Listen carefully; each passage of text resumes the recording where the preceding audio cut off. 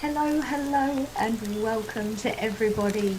We're just going to take a few moments here as this beautiful waterfall of people washes in. 10, 11 pages, 300 counting. Thank you so much, everyone, for joining us.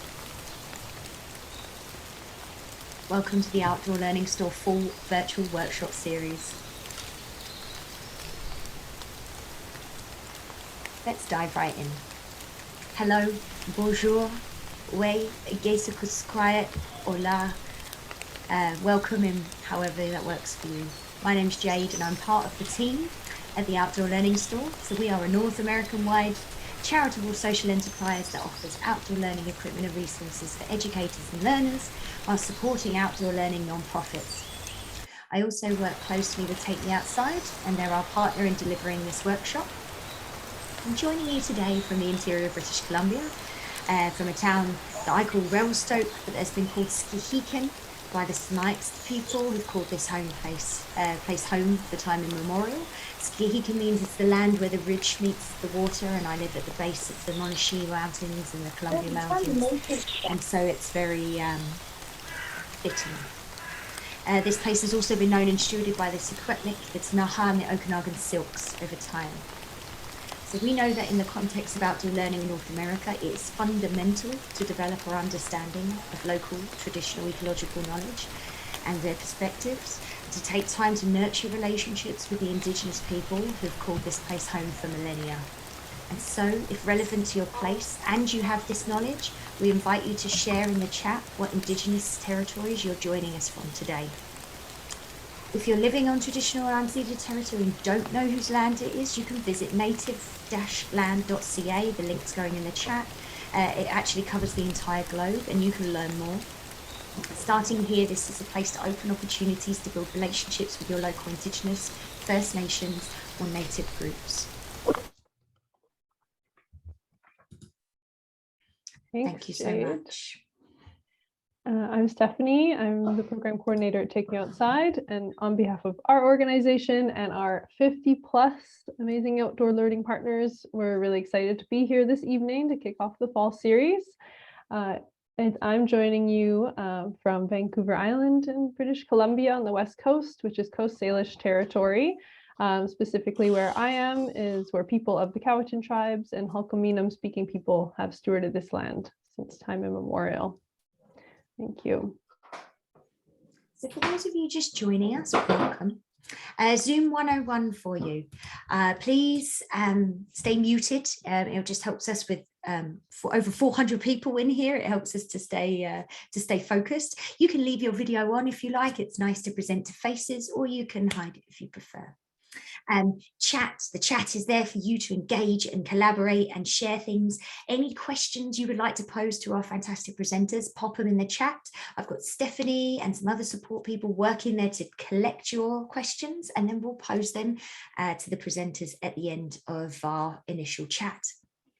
And we have closed captions going. You can choose to hide the subtitles under your more three dot button if that doesn't work for you.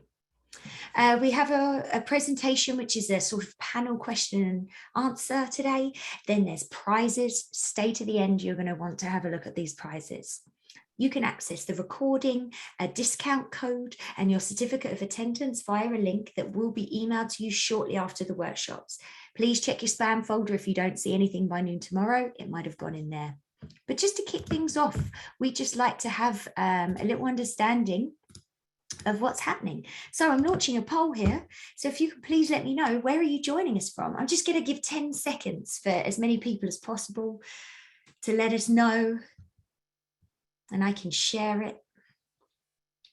There are some other options if you scroll down.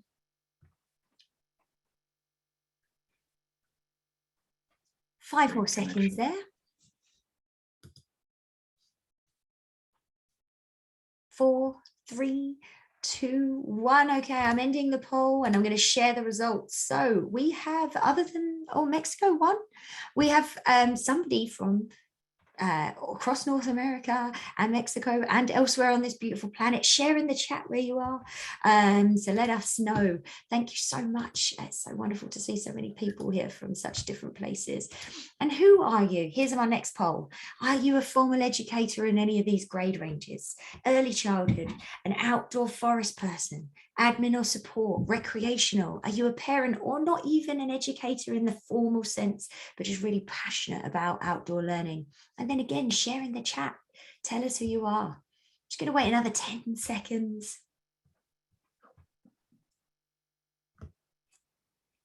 5, 4, 3, 2, 1. I'm going to end the poll. Let's see what we've got. We've got formal educators, early childhood. We've got someone from everyone. And I think that just goes to show the fantastic diversity of people that connect to outdoor learning and whatever that means.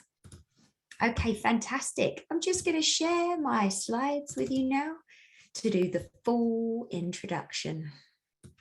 Give me a thumbs up, Steph, if you can see my slides. Super. Yep. Here we go. So welcome to the first in this outdoor learning full virtual workshop series, Classrooms to Communities, the best resources for outdoor learning. We do have over 50 partners that work together to do this. And I just quickly want to note them. We'll have a link to the chat in the chat to our partner page where you can find out more about them and learn more.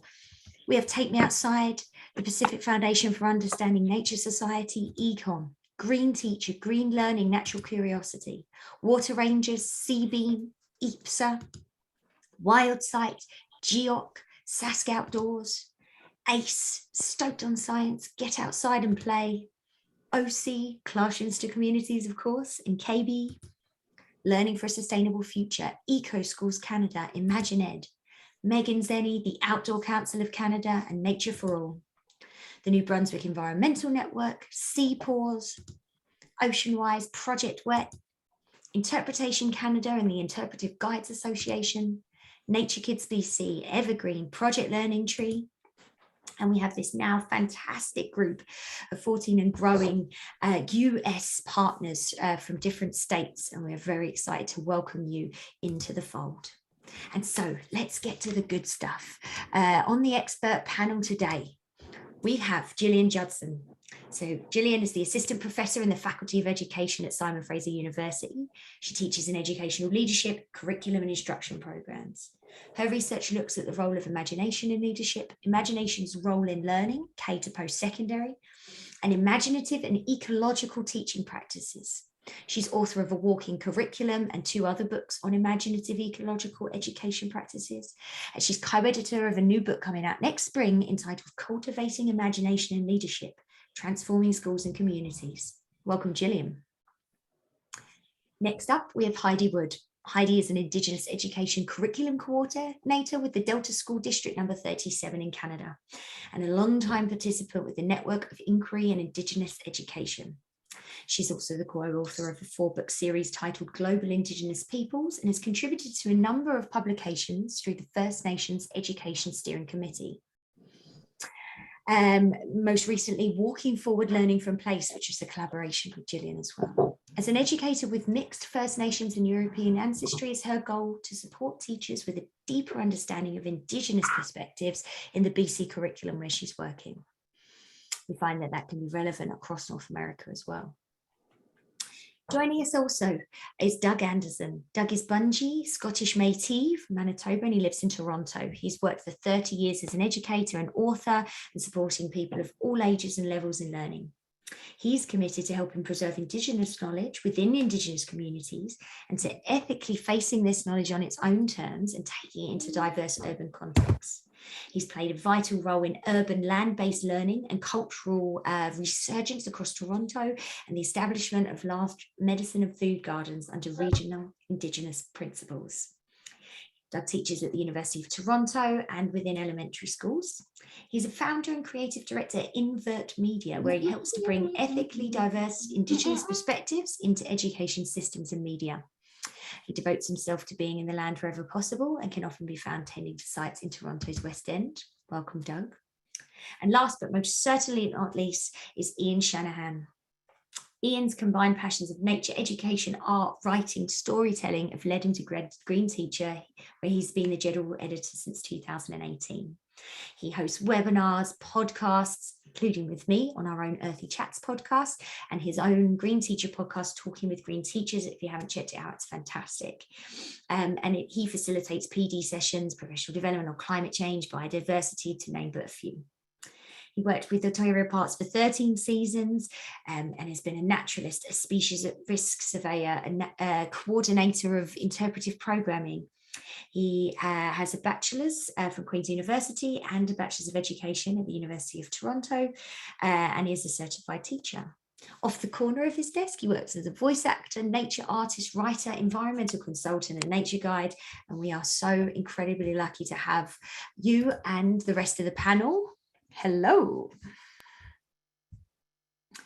Okay, so let's dive in because, you know, the people are here to learn. And again, I'll reiterate, if anybody has any questions that they want to pose, that as it comes to them, you can just type it in the chat and we're going to pop it into a document here, and then I will pose those questions. So this workshop is intended to share the best resources for outdoor learning. But I just want to get from each of you, what does a great or the best resource mean to you? I'm going to start with you, Gillian, and I'm going to work my way on my screen. Hi there, everybody. Such an honor to be here. And I want to shout out to Megan. Hi, Megan. And Denny. I saw their little faces before they disappeared and became small. What makes a great resource? I think it's, and initially I might want to say accessibility, but I know, and maybe this isn't a surprise for those familiar with my work, I think a great resource will affect people that read it or that use it. It will call into question perhaps the way they do things. It might make strange some of the familiar practices they're used to, and ideally it invites them into trying other things. So it would be emotionally engaging for the reader. Beautiful. Ian, what do you think makes a great or best resource? I certainly second Gillian's point about it being emotionally engaging. And I think one of the pathways to that is picking resources that are an extension of what you have, particularly your senses. What can augment or enhance your sense of sight, your sense of smell, your sense of hearing, and also durability, particularly when you are outdoors, of course. I love it. Doug, add on for us. Yeah, I think when I thought about that question, I think for me it's what is most transformative for the learning process.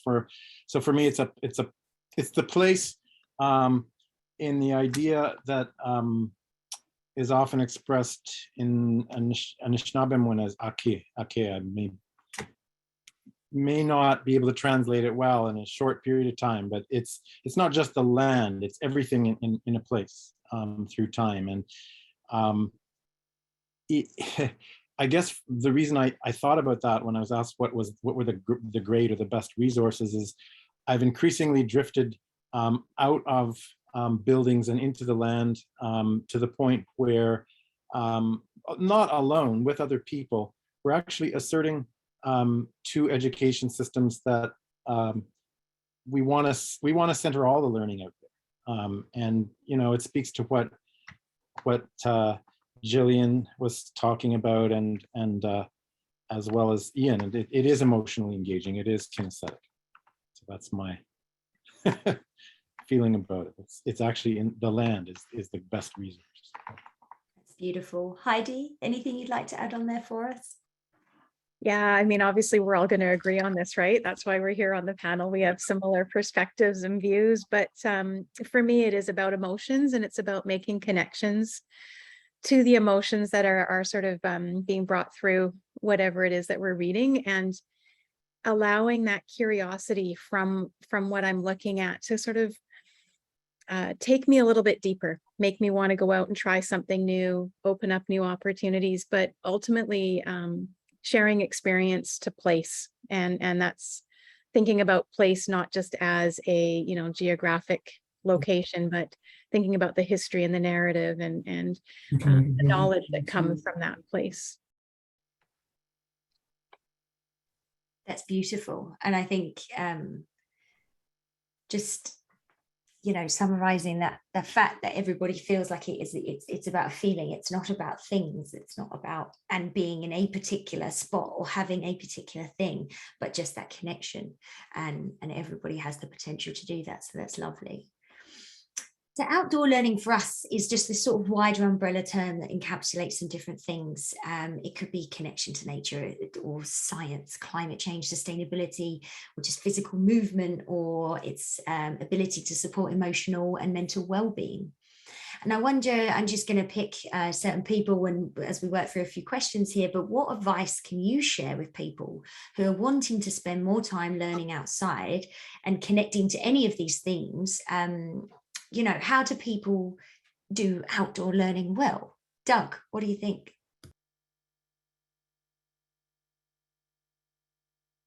Just muted there, Doug. Sorry. I appreciate it. If it's done well, I think it's being conducted in a way that's not restricted to nature as something that's isolated from everything else. So we're somehow ideally able to engage with the world around us in ways that touch on every conceivable subject stream. It's about engineering and it's about STEM, as well as you know, emotionally engaging things like the arts, and it's about our history. So tying into the kinds of the way for me to do that is to tie into the kinds of instructions or laws or principles and practices that are held, have been held for millennia by people in a particular place. And so we can delve into certainly some of the history, just if we look at modernity as we've all been sort of trained to think of it.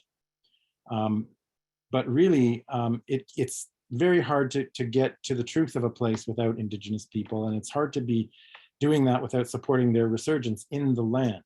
And you know, I wish we had a lot more time, but I think the way to bring all of these connections to different topics into learning in this deepening sense of place, and a much more profound sense of place, has to do with knowing the depth of where you are versus studying, say, a topic like a historical event that may not have as much significance in your particular sort of geographic area. It is about geography for me in some ways.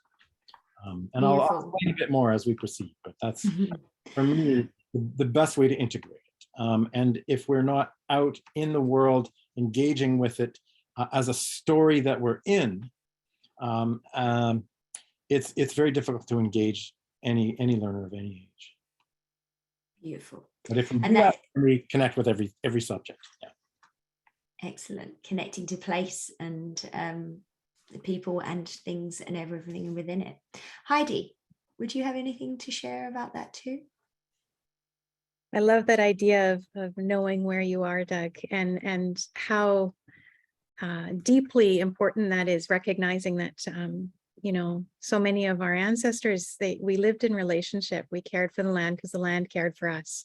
And it's relationship between living and non-living, and really understanding the respect that goes both ways. So being out on the land is learning from the land and letting the land teach us, but to recognize where the history is and what those teachings are asking us and telling us, making sure that we're going out and doing it in a respectful way, I think is really key.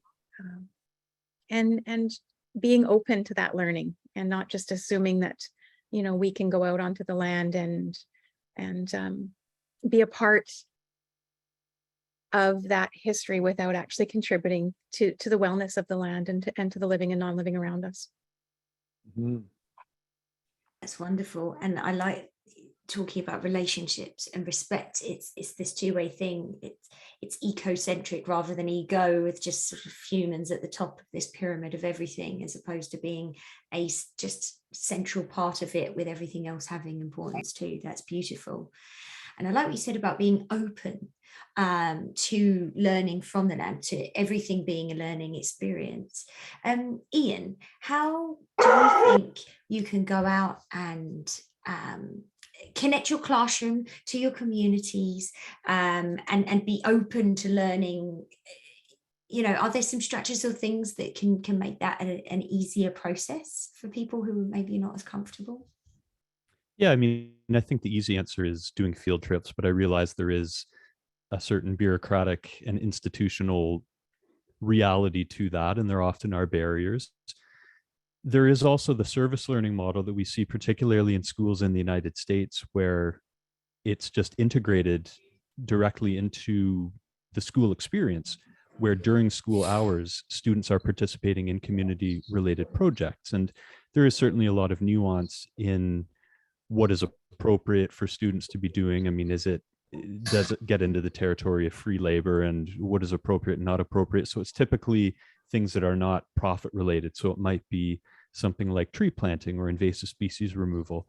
Those are certainly great opportunities. And again, it all comes back to learning from the land, and not to retread on ground that Doug and Heidi in particular have already touched on, but getting out and doing those projects that learn from the other than human community is just as essential as learning from the human community as well. Magic, the other than human community. I think that's a really beautiful way to phrase it. And that action sort of empowerment piece is, I see, just creates such beautiful effects within student populations. So I love that. Gillian, how do you think you take the classroom to the community? Having been a classroom teacher, I remember the process of getting a field trip organized. Oh, somebody's putting their lunch away. And so for me, I think we need to begin in our local natural context, the schoolyard itself.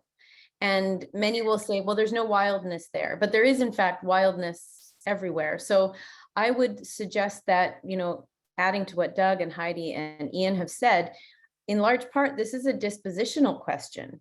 As an educator, are you willing to be vulnerable and to consider the way I've been doing it isn't the best way?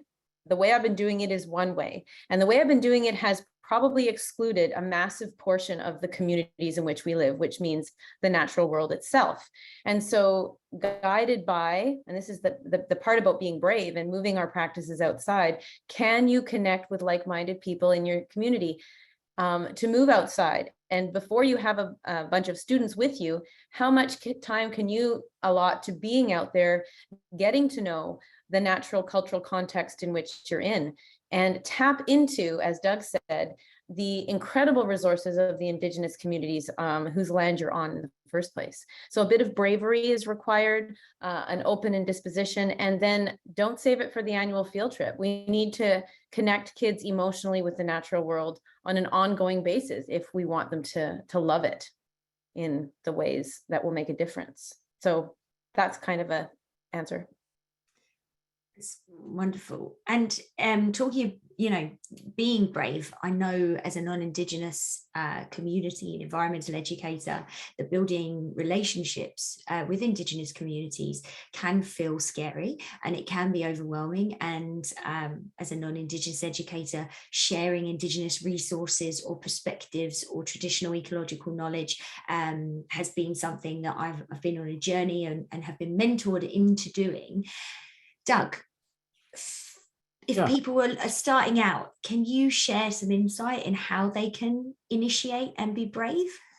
Sure. I mean, I think it varies depending on the territory you're living in and who the Indigenous people are there. So it's not an easy thing to generalize about, but I think a common way to start the process is, it's pretty simple. I mean, it really is through relationships and reciprocity. It's important not to assume anything because, you know, we've been through a lot of trauma. And so we may or may not have ready answers or be able to proceed. And if you're lucky, you have a resource person like Heidi in your school board. That's increasingly available in school boards I'm familiar with. But if it's not available, you know, how do you support the ethical engagement of Indigenous peoples and knowledge and perspectives? There are a lot of resources, which we'll get to a little later, I think, in this panel, but that are available. But I think it's just talk to whoever's in your territory, and ideally, if there are people that you can familiarize yourself with in the territory, it's important to figure out what they need. You know, often people will come to us from all directions, and we may be small communities, depending on where you are, with limited resources. And so it's important to, that's why I mentioned this idea of reciprocity, is sort of ask what's in it for both of us, right? To have this relationship. And it doesn't have to be a really, I love all the land acknowledgement stuff and all the sort of work that people are doing to sort of raise awareness and be more sort of sensitive about what we're talking about. But it doesn't have to always be about what we're saying so much as, can we actually have a good relationship? Can we actually be mutually supportive? Can the learning process engage with Indigenous knowledge in ways that support the recovery of that knowledge for those communities? Because we don't want to just mine it. That's the resource extraction has already done that pretty effectively in pretty brutal ways. So, you know, I don't want to go on and on about it. In my own school board, I have a 13-year-old, and you know, they wanted me to come in and talk, and you know, I'll come in and talk, and you don't have to pay me. He's my son; it's his school. But hey, while I'm here, how can we figure out a strategy so he can learn his language? And how can we coordinate that so the overworked teachers aren't the only ones responsible for it, but how can we strategize around it? I could go on and on, but I think you get the idea. This is about relationships and reciprocity. Really important to share those structures that can frame the way that these communications can begin, and asking what is it that you would like to share, or that you would, you know, the gifts you would like to give, rather than asking for very specific things in a very specific way. And indeed, each territory, each First Nation, each group have very different ways of going about things and very different knowledge, and being specific. I can see how important that is. Heidi, is there anything you'd like to add into this brief chat? Yeah, I think just be willing to make a mistake, right? It's when we do our learning is hard, and building relationships is hard, and recognizing that it's not a one-way relationship, that there is that reciprocity, there is partnership that needs to happen, but also taking what you're learning and trying it, and be willing to make a mistake and come back and be humble about that, and ask for more learning, and really do that learning in an honest way, and not become scared off, I guess, in some sense, by maybe reactions that might be happening, but also thinking about the communities, our Indigenous communities, First Nations communities here in BC particularly.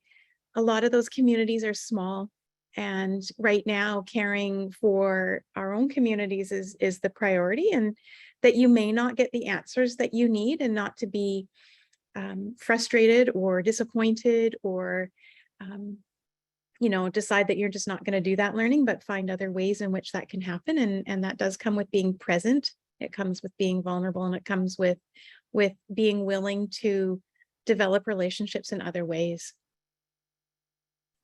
Yeah.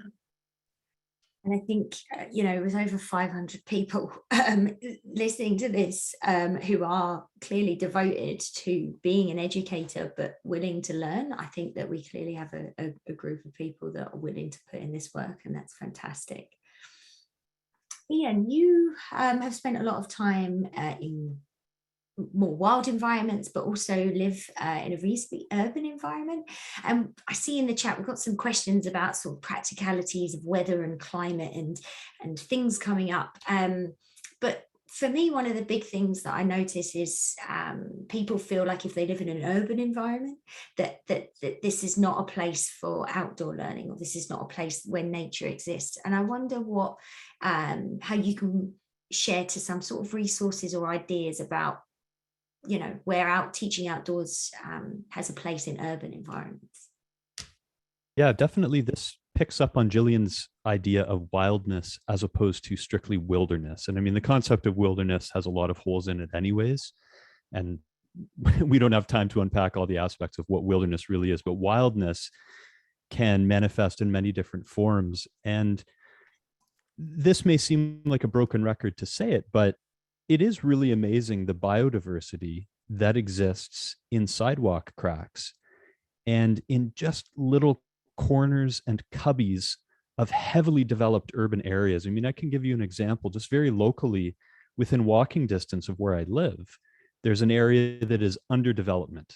And when I first moved to this area, I thought, well, this isn't going to be much fun at all to explore. It's this area under development. I'm not going to see much that is natural or wild or native.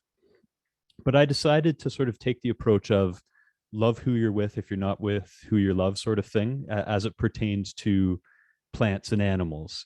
And I started really paying attention in particular to the plants that were growing, to the point where I started to take an inventory sort of unofficially of just, okay, what is sprouting up in this partially developed land?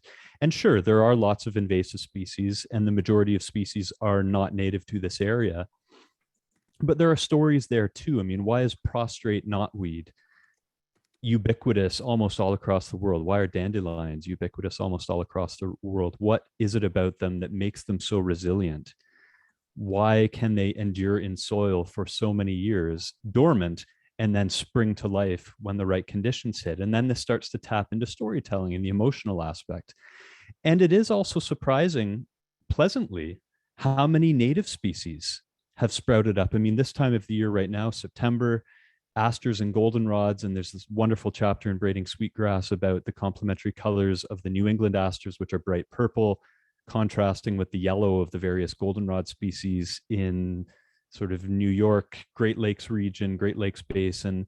And that's something that I'm seeing right now in this partially developed area, is these complementary colors of the various goldenrod species and various aster species, including the beautifully purple New England aster. So I am always an advocate for getting to know your very, very, very local environment. Get to know the 20 most common birds, the 5 most common mammals, the 40 or so most common plants. And that might involve going out with somebody who really has great knowledge of those things, but really having that intimate knowledge of your patch is so valuable, and it just opens up so many wonderful learning opportunities, both in and outside school. That's super. And I think that there are, you know, some resources and field guides and things, you know, we have some on the store that can support you in getting to know that if you're not even an expert there, or if you're new to a place, or you could do that learning with your students together. You know, I moved here from the UK and often had to say to my students, I actually don't know. Let's find out together. Let's see if we can ID this, but also connecting to communities. And maybe there are community experts in a local non-profit or an environmental group who can come in and share that information with you. That's a really amazing point to make. Just one point on top of that, just quickly, is, you know, the nature guides that are available in the Outdoor Learning Store are great because they introduce you to the most common species of the area. You know, the birds of such and such a location, the plants of the medicinal plants of such and such a location. And that captures 80% or more of what you're going to encounter when you're out. So yeah, definitely a big fan of all of those nature guides. You do indeed have them from across North America. And those guides are really important, and there's quite a few things out there. I loved what Gillian was saying about finding the communities in which we live, and you know, for me, it's really, if we're talking about teaching outside in urban centers, it's as diverse in its own way as a much more natural environment. I try to take the approach with students of asking not just what is where we are, but how is it a story? What is it telling us?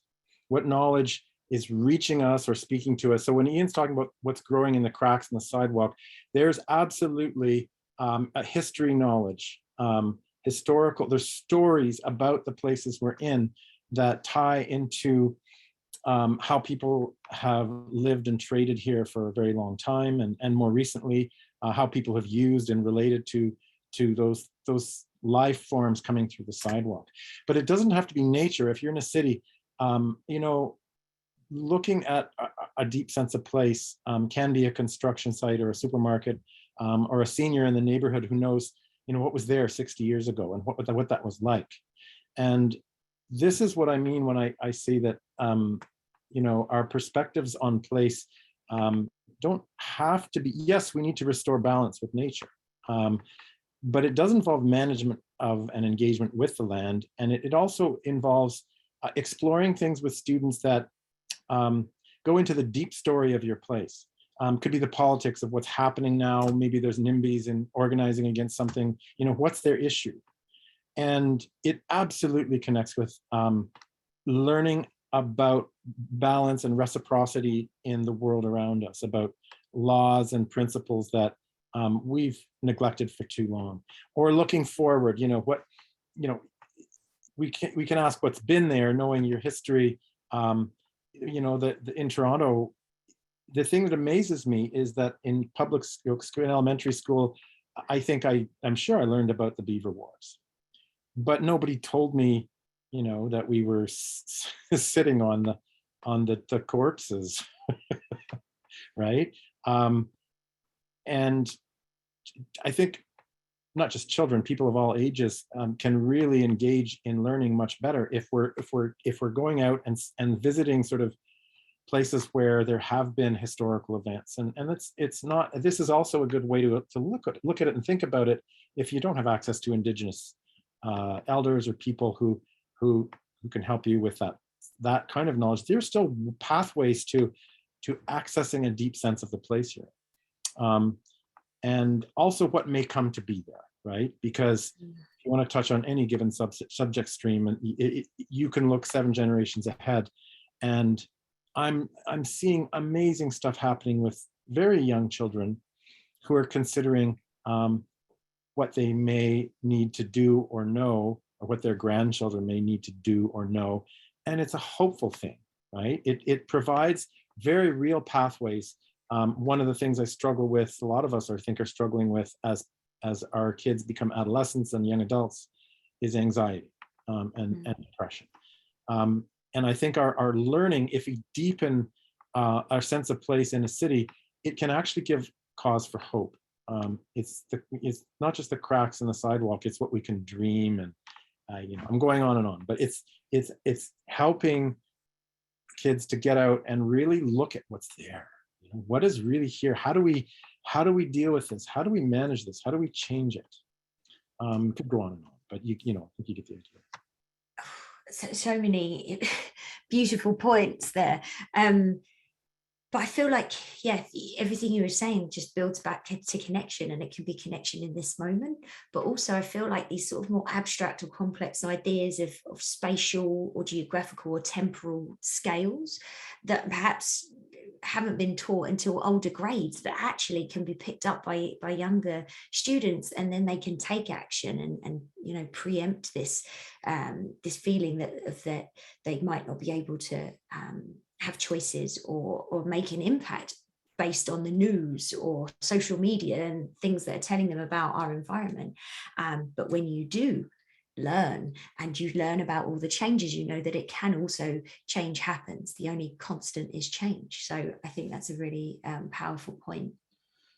So if you're not in the urban environment and you're heading out into a more rural space, what things and connections to resources or ideas might be more relevant there? Gillian? Well, I've been bubbling to respond to Ian. And so I might just tag on because I think it's sort of the same in some ways. What Doug was saying was looking for the story there. And this is really at the heart of the work I'm doing explicitly and very much implicitly in most of the resources at the Outdoor Learning Store, is that we're not going to change the way we relate to the natural world through lists and through abstract facts. We will make a difference when we are affected, when we're moved. So indeed looking for the story behind things. And what I noticed when Ian was answering was how full of awe he was with his questions, and how full of wonder he was. So where we are, the kinds of questions we pose are different. And it brings us back to what Rachel Carson said about wonder. How do we evoke a sense of wonder for the natural world with children? They need one adult in their lives who marvels at the beauty of the world around them. And as educators, we can be that person. That's a huge and exciting responsibility. So this is the outlook, whether you're in the rural area or an urban area. One final thing, I have to share one of my most favorite books, and that is Nabhan and Trimble's The Geography of Childhood.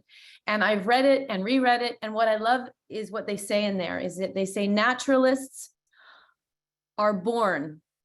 They begin their journey as conservationists, naturalists, as children, playing in vacant lots and ditches and backyards, and they're looking at stones and sticks and grasses and bugs and slugs. And so all of those possibilities are available in urban environments. And we can't wait to have our young people in wilderness areas, which were increasingly rare. So I think I've touched on some of what I'd like to say. In rural environments, you have maybe a lot more of the more quintessential wild spaces. Maybe you have it takes less to consider how to connect students with the natural world around you because you feel like it's all there.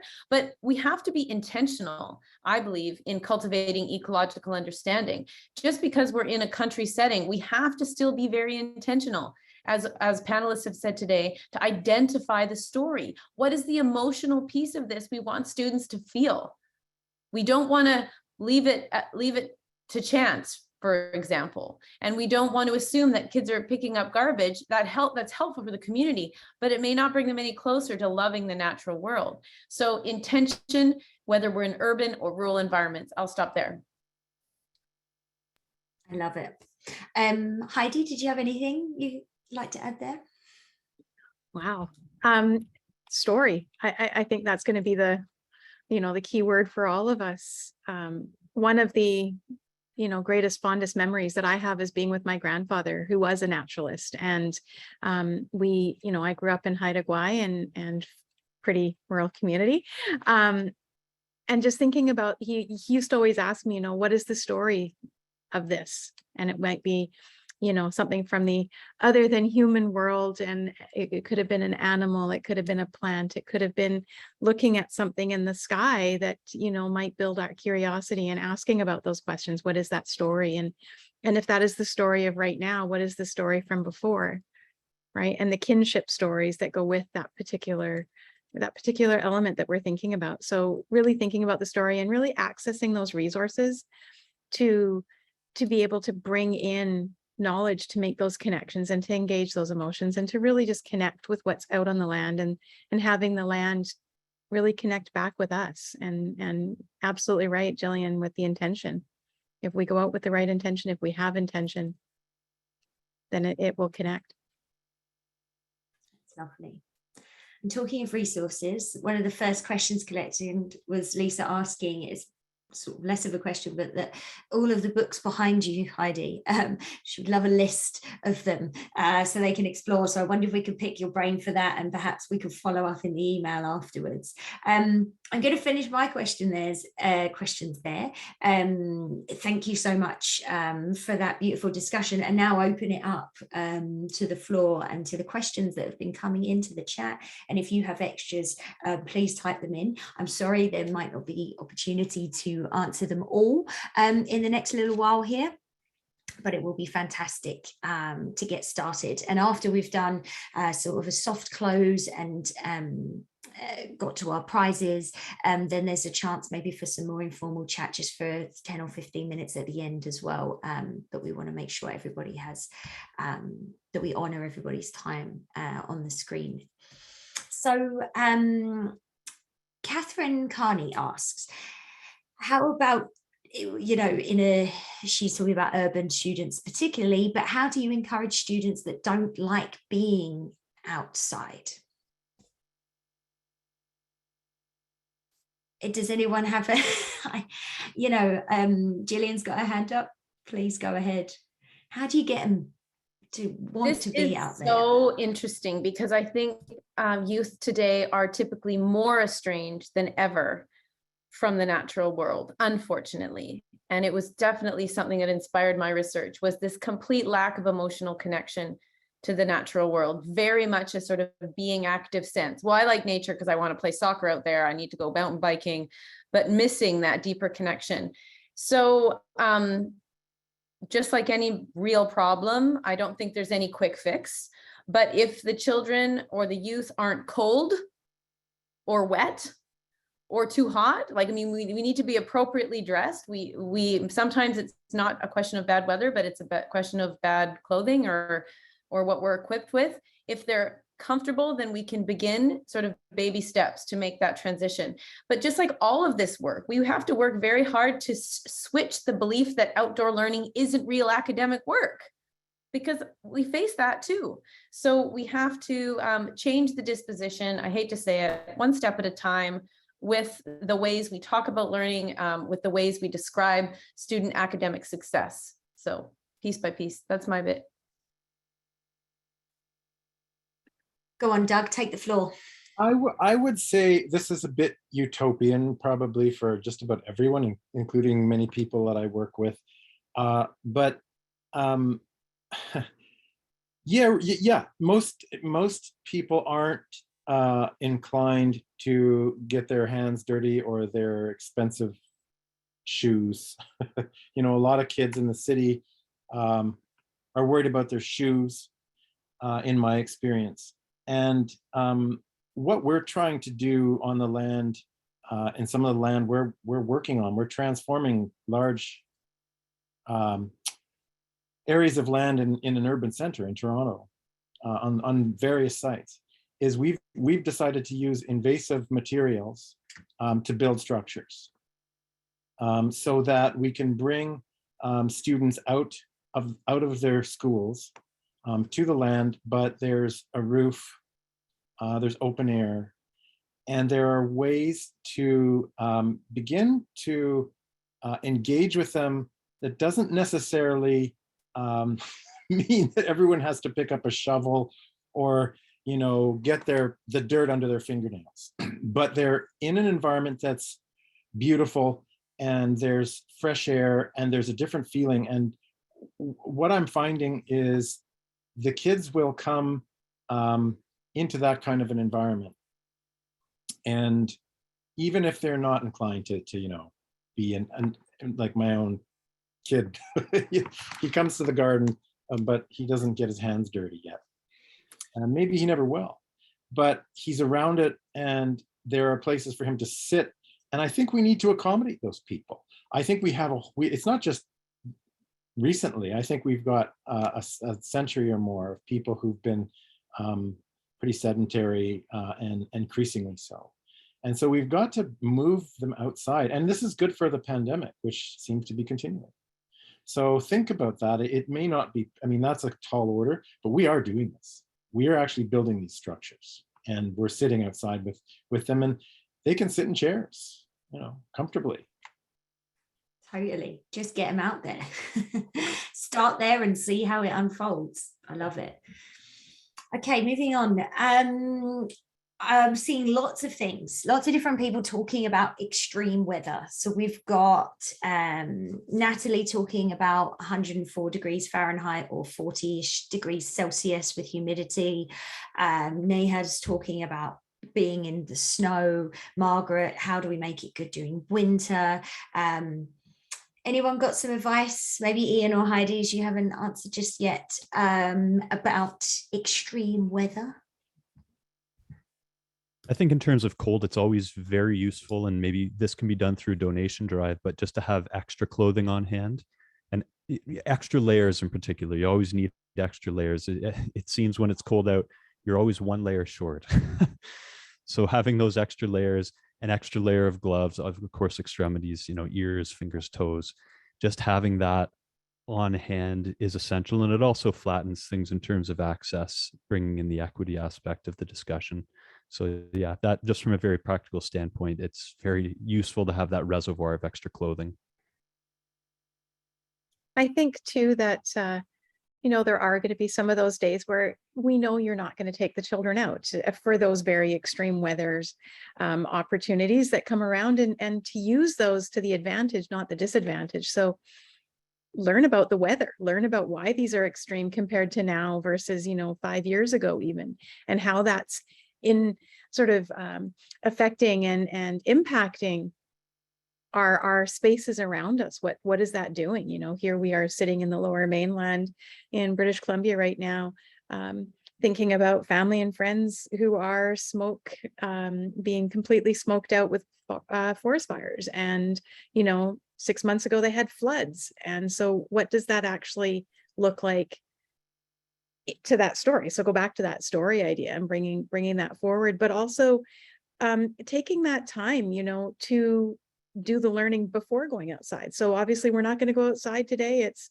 42 degrees. It's not safe for us to take you outside, but let's learn a little bit so that we're ready to go outside tomorrow when it's a bit cooler.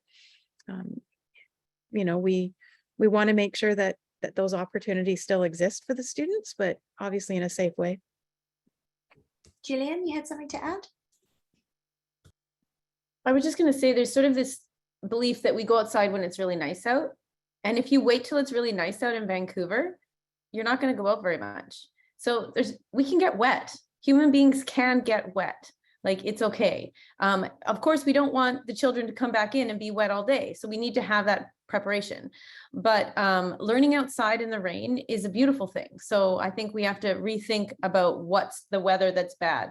Safety is bad if it's hypothermia. But I know growing up in Victoria, I remember the year, and anyone from Central Canada will laugh at this. I remember the year they shut the schools because it was -1 and we were supposed to stay home, and it was very dangerous for all involved. But we know now, of course, that that's ridiculous. So yes, rethinking and safety first would be mine. In the UK still, if a centimetre of snow falls, the entire infrastructure of the country shuts down. Trains, cars, automobiles, it's all over. Everyone must stay inside or else you will perish. So I know about that, sort of interesting. Raven just added a point about saying, I understand dressing appropriately, but wouldn't too many layers affect mobility and possible discomfort? And I don't know if anyone else, I come from a sort of guiding and recreational background, but it's all about layers. It's about having options. And movement. Yes, if you can wear a little bit less and keep them moving. Don't decide to do a sitting nature journaling piece when it's freezing. Play a fun game where they're doing animal adaptations and playing, find the prey in the forest. When it's freezing cold, and then do the nature journaling on a more appropriately weathered day. Now, there are an enormous amount of fantastic questions coming in, and I hope some of them, particularly for people who are saying, how do I get started? I'm not quite sure. Part of our sort of description today and of the expertise that's within this room comes from a resource kit that we have curated called the Classrooms to Communities resource kit, of which proceeds go back to support Education Network nonprofits. And it's 5 books that basically gives you everything from the pedagogical ideas behind it to practical activities, and to help deepen your understanding and just take your learning outside. And we're going to talk about that a little bit more as we go through. I just want to say that we've got prizes coming up from both the Outdoor Learning Store and Take Me Outside, so please stay tuned. But I just want to firstly, before we go any further, say thank you so much, Gillian, Ian, Doug, Heidi. Your expertise, your energy that you've put into this is really fantastic, and we are so grateful for you joining us today. as we move through this, I just, this is the first in our workshop series. I'm so excited to see this many people live joining us. But we have Life Underground, learning about soil, coming up on September 20th. We have Animals Care for Mother Earth, which is an Indigenous teaching resource by author and artist Bill Helen, and that's September 27th. We have the author and nature sommelier Jacob Rodenberg talking about his new book, Nature Connection. We'll share some sensory activities for all ages, October 4th. Take Me Outside Day is October 17th, and they're hosting a whole week of fantastic resource-free outdoor learning resources and engagement there. So be sure to sign up at the workshops page too. We have an in-person conference, which is the same title as this workshop, Classrooms to Communities. This is a personal development conference for educators with it's packed full of experiential learning, Indigenous perspectives and connections to waterways, ourselves and each other is the theme. And that's in Revelstoke, BC, where I am. I'm part of the committee that's organising that. I think the link will be coming in the chat soon, and you can sign up and come in person if you want to come and enjoy some fall mountain air. Teaching green in the elementary years with a fantastic Ian looking at resources from Green Teacher, and a couple of other educators are joining November 15th. And we close off our series with a fantastic accessibility and inclusion consultant, Karen Lai, who is just a riot, and she's going to be talking about accessibility in outdoor learning. So please join us for the rest. But it's the bit you've all been waiting for. No, the content was before, but prizes are fun. And I have, before we do that, I wanted to ask if people would be comfortable with us taking a screenshot photo of this recording that we can use to say our gratitude for how many people are joining. If you don't want to be in the photograph, if you just turn your video off now, then that will give you the opportunity. And I think Tanya is our fantastic person. If you want to be in the picture and you want to show your support for outdoor learning, let's turn our videos on. Let's show each other, why we're all here doing this incredibly hard work. And let's say 3, 2, 1, Classrooms to Communities. Fantastic. Hopefully we got a good picture in there. Thank you. Okay. So we have a copy of each book from the Classrooms to Communities kit. So that is Natural Curiosity, The Importance of Indigenous Perspectives in Children's Environmental Inquiry, co-written by Doug Anderson here. This is a fantastic mix of pedagogical information, but also practical activities. There's this beautiful storytelling of examples before. Sorry, I've got a siren going off in the background. Place-based education, connecting classrooms and communities. This is a David Sobel book. That's the second book in the kit, which is really going to give you the sort of background and structure for place-based education.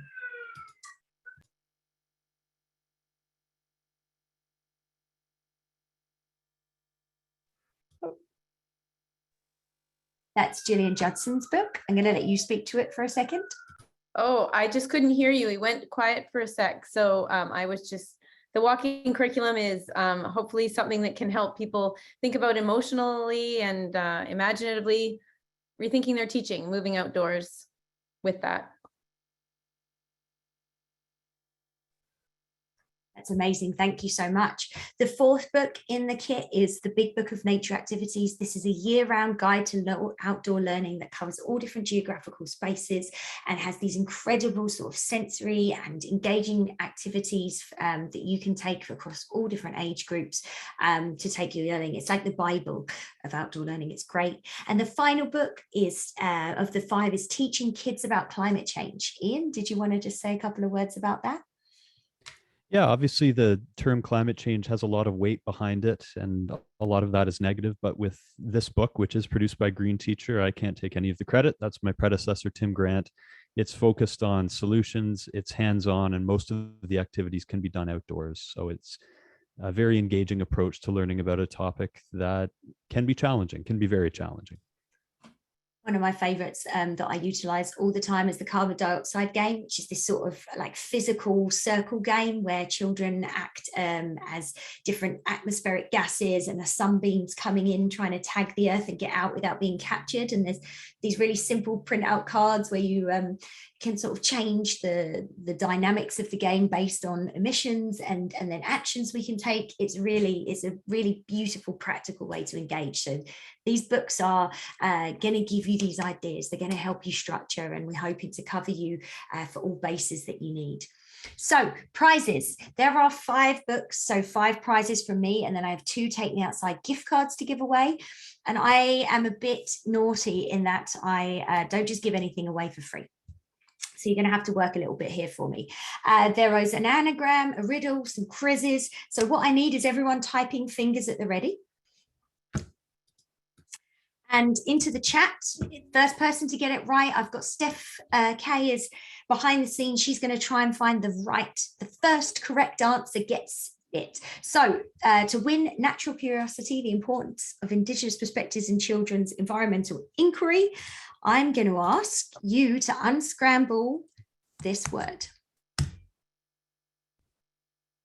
It's in the chat there for you. And actually, that was quick. Oh my goodness. People are feisty with the fingers today. I believe it's Taylor Scott. Yep. Can you verify? Fantastic. Taylor, please send your full name, an email and a private message to Steph. We can also get you from the registration list, but congratulations. The book, I'll be sending you instructions on how you can access that. Okay, second book, Place-Based Education, Connecting Classrooms and Communities. This one is a riddle. Okay, I'll say it first and then I'll pop it into the chat. You got to tell me what the correct answer is. First person gets it. I touch your face, I'm in your words, I'm lacking in space and beloved by birds. You weren't even done and Denny had it. People are much better at this than I thought they would be. Maybe I need to make them more difficult. Good job, Denny James. Okay. And everyone else who came in after. Yeah, we'll be sending that to you. Okay, question 3 is just a quiz. Random answer. Whoever gets it first gets it. Everyone, please don't send me a private message. Send it to everyone in the meeting because Steph is the answer guru and she's the one that needs to look. Okay, quiz. How many wings does a mosquito have? Tiffany Brunk or Brunke, you were right on it. Good job. 2 is the right answer. Super. Thank you, Steph. Okay, number 4 is another riddle for you. Just a reminder to either I'll put my email in the chat if that's easier because there's so much going on in the chat right now, but do private message me and I will we'll get you sorted. I see there's a bit of banter coming in the chat as well. How speedy people are. It's unbelievable. I love your commitment. Okay, number 3, a winner of a walking curriculum, evoking wonder and developing a sense of place, which is literally my most used resource personally as an environmental educator, Gillian. Gotta say. Okay, riddle me this. Can run but never walks, has a mouth that never talks, has a head but never weeps, has a bed but never sleeps. Ooh. Can you find it there? I'm looking very specifically for the R word, Steph. Yeah, Rhea Smith. It looks like you came in first there. There was a few that were water, but Jade was looking for river. Oh, congratulations. Oh, and I think actually that was supposed to be the Big Book of Nature Activities because we did the walking curriculum before. Yeah. But you can, you can let us know. But the Big Book of Nature Activities, worst case scenario, will give you a walking curriculum if you would prefer. Okay, last book. Here we go. Teaching Kids About Climate Change. Absolute game changer for teaching about this complex subject. It's another riddle because they're super fun. Here we go. I am a seed with 3 letters in my name. Take away the last 2 and I still sound the same. What am I? Oh, that one took a little longer. Shirley Jousey with P. Fantastic. Congratulations. Okay, moving on, we have two $25 Take Me Outside gift cards. Take Me Outside have an amazing store that helps support their nonprofit and getting kids outside for learning, and they have the most beautiful clothing, toques that's all ethically made and incredibly comfortable, and features some great slogans like "Not all classrooms have four walls" and "Take Me Outside" with some real nice colors and things. So, quiz for you. First question, first correct answer gets it. An epiphyte is an organism that grows on the surface of what? Or an epiphyte, depends which funny accent you have. I see a lot of people saying trees, but I think Jade was looking for plants more broadly. Confirm? Because it can be, yeah. So did you find one? Yeah, so that's Katie Rankin coming in first there. Congratulations. And sorry, I haven't responded to anyone private messaging me yet because there's too much going on, but I will. Okay, thank you so much. Yeah, with this many people, there's a lot going on. Okay, last question. Final prize up for grabs, $25 Take Me Outside gift card. And Yukon Gold and Russian banana are both varieties of which foodstuff? that was an easy one. Yeah, that came in quickly. It looks like Jacqueline Gills or Gilles. Giles, thank you. I don't know. We tried the three options. Sorry, Jacqueline. Yeah. We apologize if the pronunciation is not correct. Prizes will be winging its way to you. Do not panic, but yeah, you can write to Steph, but if not, we will find you in our registration list. So congratulations. We are a little bit over. These things always take more time. I just want to say thank you to everyone for coming, for your commitment to outdoor learning, for your commitment to communicating with each other and bolstering each other's practices, and by being here. You are doing the great work. And to Gillian, Heidi, Doug and Ian for sharing their expertise and knowledge that's been accumulated over decades. Thank you so much for being here.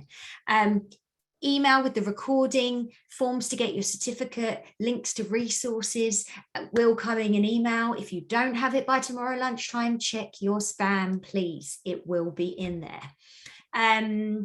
And with that, I'm going to say good night to anybody who does have to leave us. And for everyone else, let's give it 10 more minutes of just Q&A if our wonderful presenters are happy to do so. And I will cut it off at a certain point because I need to make sure that everybody has their opportunity to look away from the screen. But thank you to everyone for participating in the quiz and the prizes, and congrats to our winners. Okay. For those who are staying with us, let's have a look at some questions. Pixie asked, how do I stay connected to the education piece of engagement? I don't know exactly. I wonder how anyone might interpret that. I'm curious what that means. I don't understand what this person means by engagement. Could this person say more about it? Yeah, Pixie, if you're still here, you could unmute or you could type in the chat for us.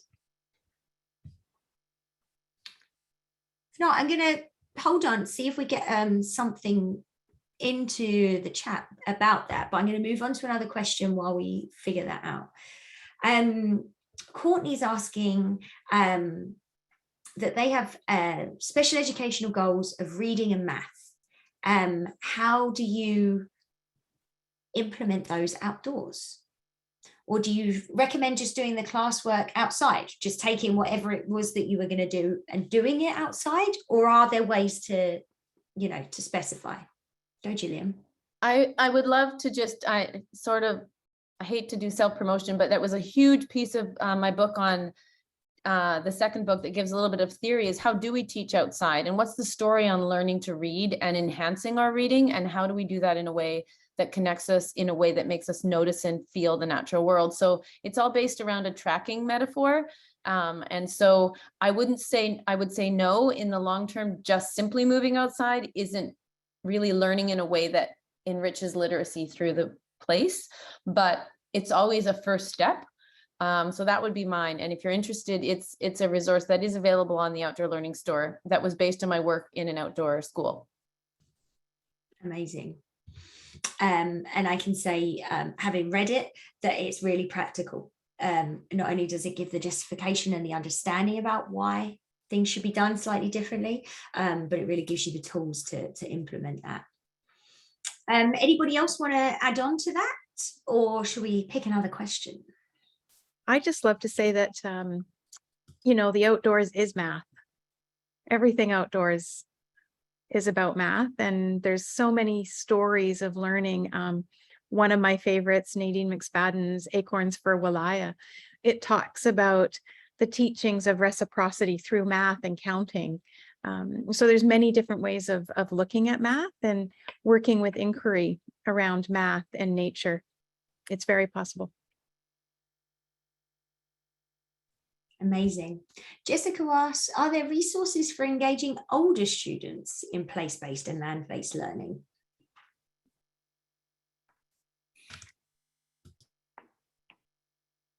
I can certainly do a plug for the Green Teacher books. Teaching about invasive species has a lot of activities for older students, teens in particular, teaching teens about climate change.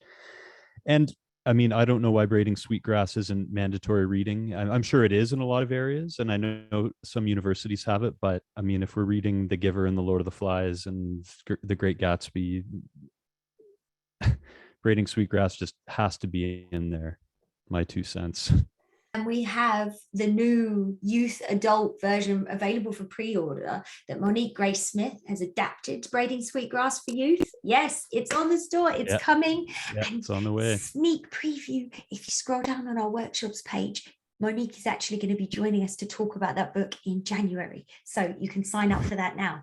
It's a secret, but not so secret anymore. But it's really, we think that's going to be a fantastic resource for younger people. Ian, Teaching Teens About Climate Change is also a fantastic book. It's the companion to Teaching Kids. And again, it has some really beautiful options in there. Doug, your Natural Curiosity has younger age group, but there's capacity to sort of scale that. Well, yeah, and I am involved in work and research that engages with employment training, for example, and looking at connecting with higher learning, post-secondary, in ways that surround children with knowledge. And I think it's something that I hope, it's the kind of initiative that I would hope people like yourselves who coordinate these large ways of people interested in these subjects to network, that we'll be able to address at some point and share sort of how that's being developed and how that can be networked in other regions, and sort of begin to, we can begin to share the stories of how that's happened, because we're absolutely looking at setting up small to medium-sized businesses within the sort of the city limits, that are looking ahead at the kinds of industries they're going to need and how we use invasive species, for example, for different purposes industrially. And that involves a range of subjects. We have to have structural engineers and chemists and so forth. And I think there are absolutely ways to surround learners of various levels with experts from the universities who can help them address these questions. So that's my work. Is I'm actually trying to challenge the universities in my city to help children and younger people, younger adults, address these possibilities, because I do think there's employment. Absolutely. Yeah. And students have to see a future. They have to see a connection to it. And for some of those older students, that is, where will I have a job? How will I look after myself or a future family? And how will I move through that?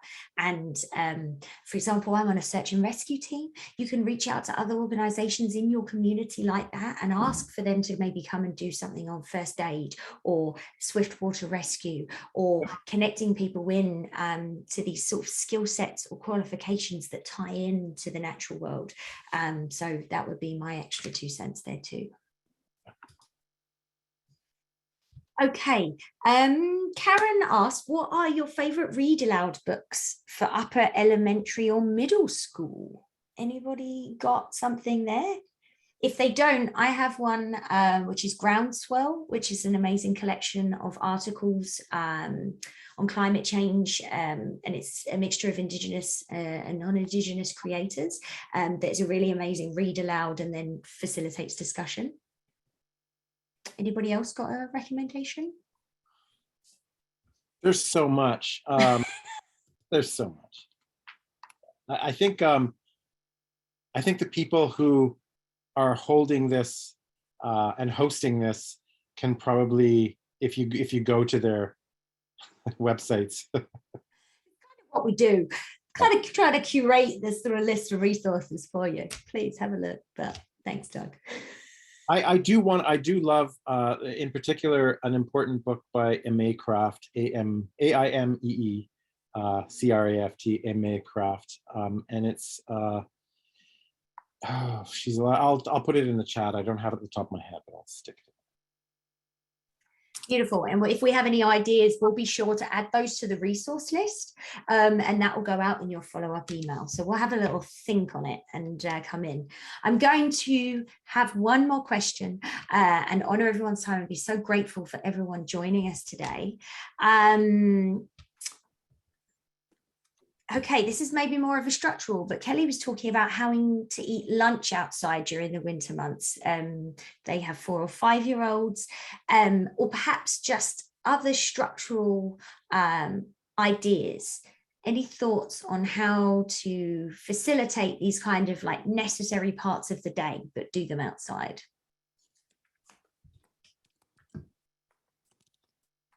If it's really cold, you might just have to do a moving lunch. That's just the reality of it. You don't necessarily have to be moving in a straight line. You could be walking in a circle, but a moving lunch is definitely a strategy that could be used. Obviously, if it's really, really hot, if you're over 100 degrees Fahrenheit, you want to find a place in the shade or try to create your own shade. Maybe some people create a veranda over top of others and you just rotate positions. It's amazing the creativity that comes out. I mean, I was in the Arctic at one point and we had to essentially create areas for people to get their bathing suits on for an Arctic dip. And there are no trees in the Arctic that are tall enough to accommodate that. So we had to create our own barriers to allow that to happen, facing away, of course. So just use the resources that are available, including the people and their arms, their legs, their bodies. Teamwork. I'm hearing teamwork is a great way to think about it. Yeah. If I had to boil it down to one word, that's it. Teamwork. Okay, everyone. It is 5:17 in Pacific time. It might be 8 o'clock at night where you are, Ian, and others. So I will say thank you so much in the language of my local Indigenous people, Lim Limt, Husukini, muchas gracias. Thank you to everyone for joining us wherever you've joined us from, and to Gillian, Ian, Doug and Heidi for your expertise and joy. Anything you've missed, any extra bits, and will be in the recording, and your certificate of attendance will be in that email. Check your spam. Please join us for the rest of the workshops in our fantastic fall series, and we'll say good night and farewell.